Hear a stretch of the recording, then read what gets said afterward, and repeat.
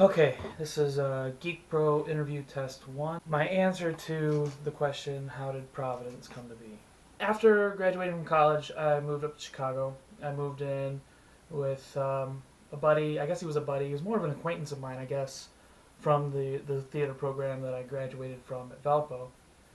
We moved in together in Chicago, and because we didn't really know each other that well, we kind of started telling each other, our stories about um, friends and high school and ex-girlfriends and almost exes, I guess, or almost girlfriends, I should say. And we each had a story that was very kind of similar about an almost, I guess you could call it. And I mean, they were so similar. We were like, wow, we should kind of make a story out of this because at the time I had written for school, I'd written like a 10-minute play based on mine. So we kind of took that as a kind of a jumping off point and decided to combine our stories. And originally I think we made it about one character, and then we made it about two character going through similar stories together, and then we really changed the second character. Like my character kind of stayed the same with the same storyline, and Aaron's character kind of morphed into more of what he saw for himself like in 5 years. So it was kind of more like what he saw, maybe his relationship. It's like I was dealing with what my relationship issues had recently been. He was dealing more with what he thought his could be. So we just started writing, and the way that we wrote, we we tried to emulate some of our favorite screenplays. We had copies of the screenplays for like Good Will Hunting and The Usual Suspects. I think Reservoir Dogs and American Beauty was a big one too. And then we just played out scenarios. Like we would turn on the tape recorder and we would just kind of play out a scene. We'd improv a scene back and forth between the guys. And I think sometimes we'd even do it with like playing, somebody else in a scene, whether it was the boss or wife or the girlfriend or whatever. So we would record those improv sessions and then basically transcribe them and tweak them here and there, add in stage directions and things like that. And that's actually how we came up with, I would say, most of the first draft of the script that we eventually called Providence. I would have to say that Aaron probably came up with the title because it seems a little bit more one-sided towards his viewpoint now that I think about it. But, Providence being that kind of God's foreknowledge or the universe's foreknowledge or some kind of like it, so it has to do with kind of like, wow, that's nice hair, Mike. Kind of like faith and fate, kind of like going with, one of my favorite movies like is Serendipity.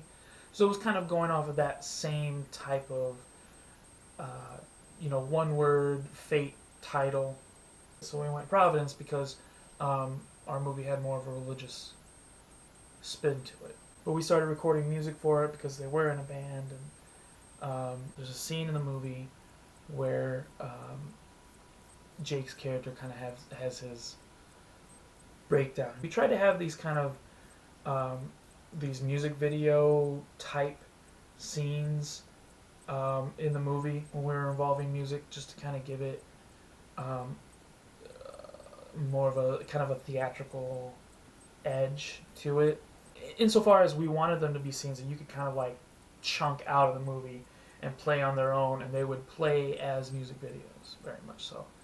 In the movie, he walks into the church, music video starts, very, like imagery coming up, and his, like from his memories, and like falls down to his knees and stuff like that, and all this, slow motion stuff, and while the music's playing. Originally, in the script, that same scene happened with this long, drawn out monologue, and it was this whole thing of him trying to come to terms with his faith and having this conversation with God, as many of us have done. So, you go into church, or you go into, like you go to pray, and it comes out just as this conversation, as if you could have this kind of give and take, and that's what and it was very long, and it was Aaron just kind of pouring his heart out on the page, with things that he had gone through or had been going through, and it was one of those things where you could tell it was really heartfelt, but it absolutely stopped the movie in its tracks. It was probably therapeutic for him, and it was meant to be therapeutic for the character, but it was just too much. And I definitely thought the scene didn't play well. It was just too, it was one of those things where like move, like, okay, we get the idea, we have to move on. When Aaron had come up with the song that he called Prayer of Silence, it was a really kind of short song. It was like minute 20, maybe minute 30, something like that. I was like, that's his breakdown. That right there encapsulates his breakdown. I think we should put that in the movie, and I think we should take this monologue out. I think that was a really difficult choice for Aaron, and he eventually did agree. I mean, not I say eventually. It's not like it was a month. I think he considered it for a while, and he said, "You know what? Let's try it."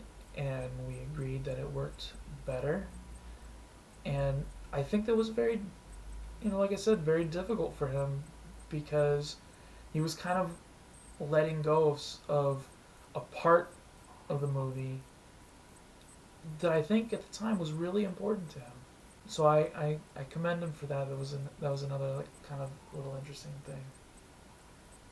There's a lot of interesting stories to that movie.